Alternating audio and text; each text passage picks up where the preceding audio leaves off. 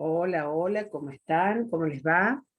Hoy nuevamente, día miércoles, en otra entrega sobre temas que pueden ser de utilidad o sí, de utilidad para obtener recursos y habilidades o competencias para vivir mejor en lo cotidiano, para disfrutar más, para estar más desapegado, para vivir más en plenitud.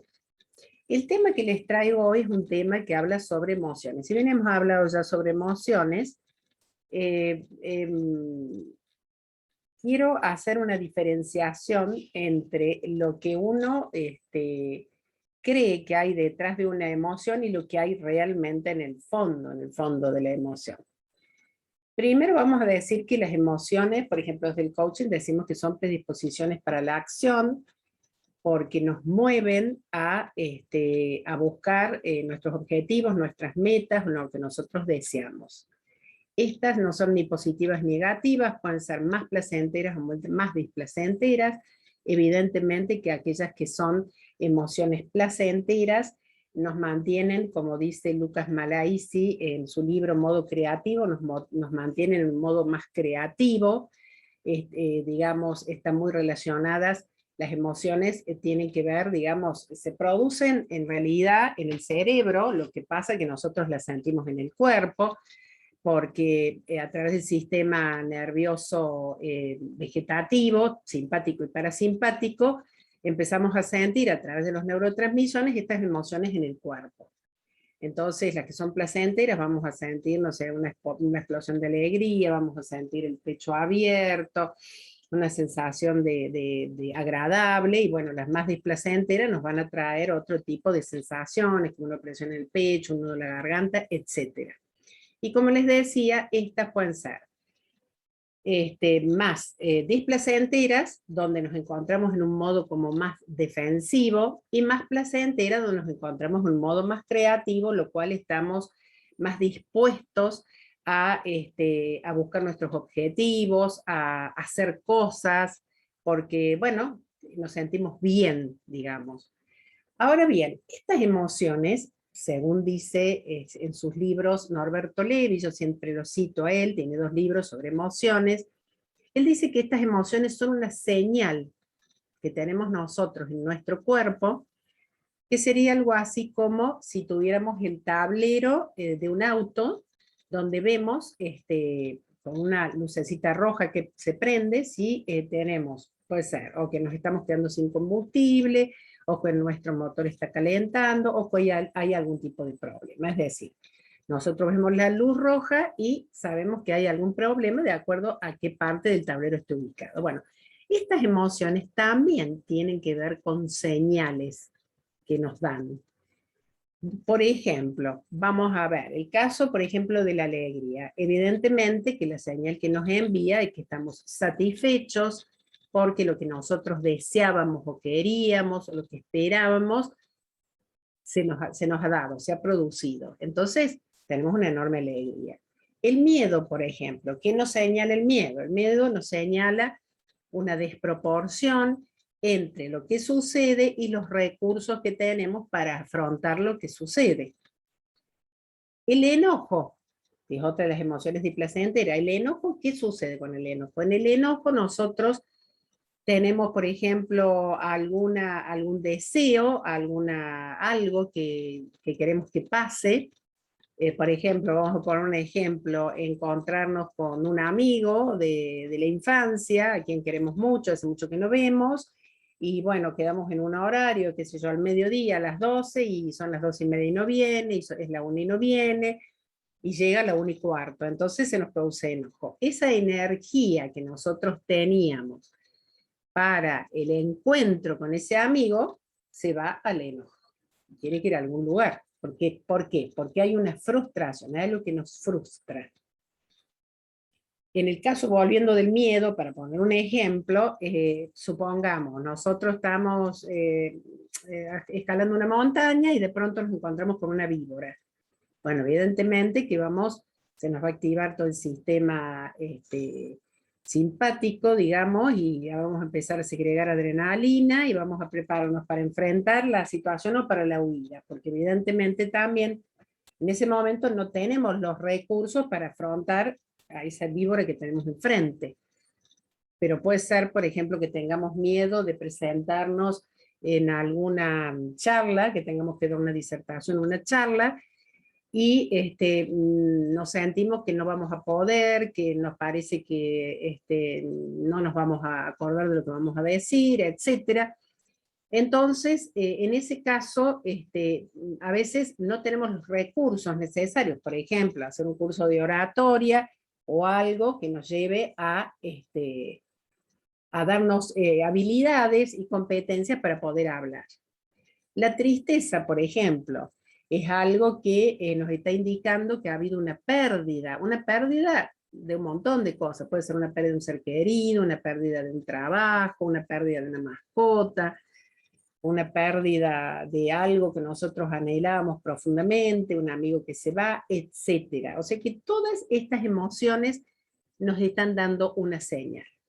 Pero quiero comentarles que, además, estas emociones producen en nuestro cuerpo una serie de sensaciones corporales, y esto lo vemos desde el focusing o enfoque corporal creado por Eugene Zenlin, donde sabemos sentir nosotros, sobre todo en este espacio interno que abarca el cuello, el pecho, el estómago y el abdomen, o en otra parte del cuerpo, puede ser la espalda, la cabeza. Por ejemplo, sentimos diversas sensaciones como pueden ser una presión en el pecho cuando estamos angustiados o cuando tenemos miedo, un nudo en la garganta, cuando tenemos también angustia, un vacío en el estómago, puede ser un peso en la espalda, algo que nos oprime, digamos una presión en la cabeza. Bueno, todas estas sensaciones sentidas nos están indicando que existe algo que está sucediendo y que tiene que ver con nuestra historia personal. Y seguramente si nosotros les empezamos a acompañar y a escuchar, vamos a ver que además de este mensaje que yo les acabo de decir en todas las emociones, hay algo más detrás de eso y que lo podemos escuchar a través del cuerpo. Hay algo más detrás de esa emoción. Les quiero compartir acá una imagen donde les voy a explicar qué es lo que pasa con este tema de las emociones y cómo se relacionan con el focusing o enfoque corporal. Bien, nosotros tenemos acá una imagen de un iceberg. Bien. ¿Qué sucede? En el momento en que nosotros somos niños, que empezamos a socializar, especialmente entre los 5 y hasta los 5 o 7 años, a nosotros, nuestros padres o las personas que cumplen estas funciones nos van a ir indicando qué está bien, qué está mal, qué tenemos que hacer y qué no tenemos que hacer. Aparte, va a haber ciertos valores, ciertas creencias que se van a vivir en ese entorno, como por ejemplo, para obtener algo hay que trabajar duro, hay que sacrificarse, no, si queremos ir a divertirnos, primero tenemos que trabajar y hacer lo que corresponde, bueno, en fin, una serie así como esta es una serie de, o por ejemplo, en esta casa no se grita, nadie puede gritar, en esta casa nadie se puede enojar, etcétera. Entonces, ¿qué pasa? Nosotros de niños, en este entorno, empezamos, de acuerdo a nuestro temperamento, empezamos a acomodarnos en los lugares que podemos y que son posibles, de acuerdo a si somos más, tiene que ver esto con el tema de ser aceptados en esa, es decir, tener lo que se llama tener amor, ¿no? Tener contención y aparte pertenecer a ese núcleo familiar. Entonces, dentro de esta historia hay experiencias nuestras que tienen que ver, la experiencia tiene que ver con lo que nosotros sentimos internamente y lo que nos pasa afuera, con nuestros padres o con un hermano, etcétera. Estas experiencias muchas veces, si son castigadas o son reprimidas por nuestra familia porque no son correctas, porque eso no es ser bueno, porque eso queda muy feo, etcétera, todo esto va yendo aquí a esta parte de abajo de lo que sería el iceberg, que es el inconsciente o lo que Jandine llamó el implícito. Y quedan guardadas ahí. Quedan guardadas durante toda nuestra vida y desde el momento en que nosotros fuimos concebidos hasta el momento de la muerte. Y todas estas experiencias quedan, como ven ustedes, todos estos circulitos amarillos, quedan como totales congelados o, sí, totales congelados o encriptados que quedan en el inconsciente y que en su interior, fíjense, esto celeste, digamos, no me sale la palabra, contienen mucha energía vital. ¿Bien? Y todo lo que está por encima, acá está el borde de la conciencia, todo lo que está por encima es aquello que nosotros conocemos de nosotros, lo que ya sabemos. Todo aquello que podemos incluso ir al subconsciente y traerlo inmediatamente, recordar lo que pasó en la infancia, etc. ¿Qué sucede con estos totales congelados o todo esto que queda encriptado adentro?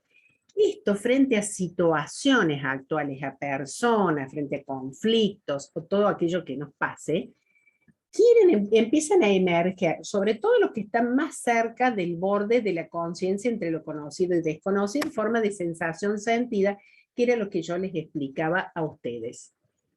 Puede ser en forma de sensación sentida, puede ser en forma de emoción.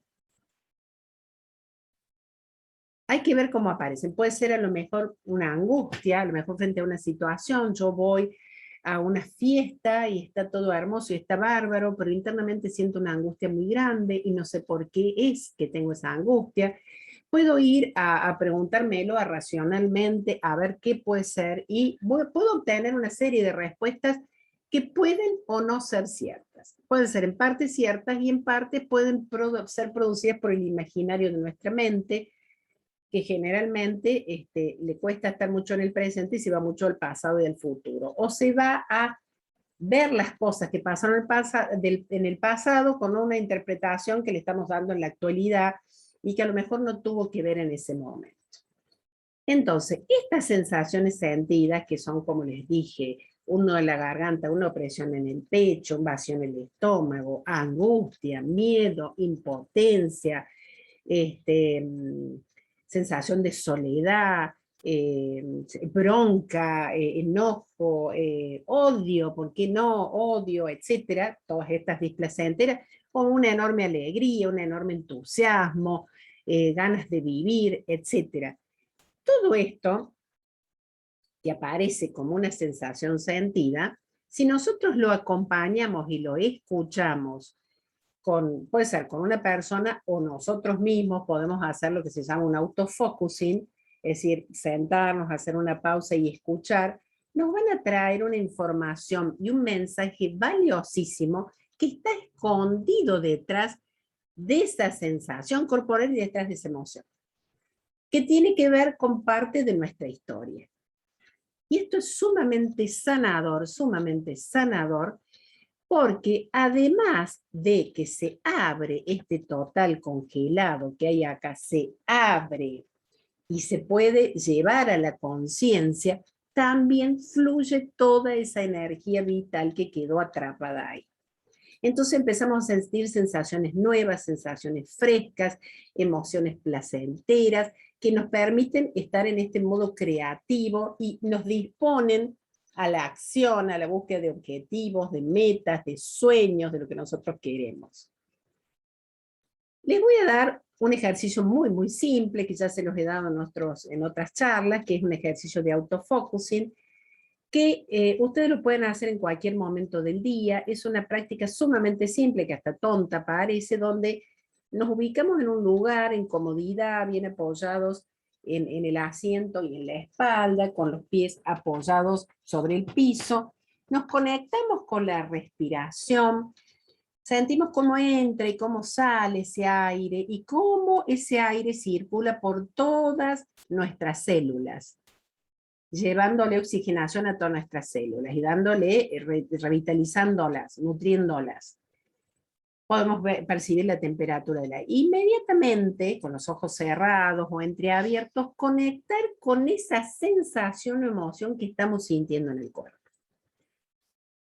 Y saludarla, decirle hola, ¿cómo estás? Porque cuando uno entra a una casa, es como si entráramos a nuestro espacio interno, a este santuario interior. Cuando uno entra, le dice, hola, estoy sintiendo algo en mí, se dice algo en mí, para desidentificarme de lo que estoy sintiendo y tener un yo mayor en presencia, ahora les explico qué es, para acompañar eso. Te estoy escuchando, te estoy acompañando con mucha amorosidad, con mucha compasión, sin ningún tipo de juicio ni interpretación.